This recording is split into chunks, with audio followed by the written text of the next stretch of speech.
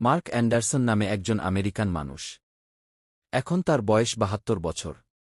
কিন্তু সফলতা তার জীবনে আসে খুব দেরিতে, প্রায় 40 বছর পর। যুবক বয়সে মার্ক অনেক স্বপ্ন দেখত। সে ব্যবসা শুরু করেছিল, কিন্তু বারবার ব্যর্থ হয়েছিল। 30, 40, এমনকি 50 বছর বয়সেও তার জীবনে বড় কোনো সাফল্য আসেনি। অনেকেই তাকে বলত, তুমি পারবে না। ৭২ বছর বয়সে একদিন একটি সাক্ষাৎকারে মার্ক বললেন, আমি 40 বছর সফল হতে পারিনি, কারণ আমি 5টা বড় ভুল করেছিলাম।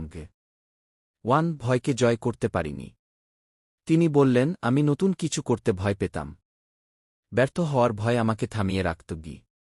2, অন্যের কথায় বেশি বিশ্বাস করতাম। মানুষ যখন বলত এটা সম্ভব না, তখন আমি সত্যিই বিশ্বাস করে ফেলতাম। 3, ধৈর্য হারিয়ে ফেলতাম। কিছুদিন চেষ্টা করেই আমি ছেড়ে দিতাম। অথচ বড় সাফল্য সময় চায়। 4, নিজের উপর বিশ্বাস কম ছিল। আমি ভাবতাম অন্যরা আমার চেয়ে বেশি যোগ্য।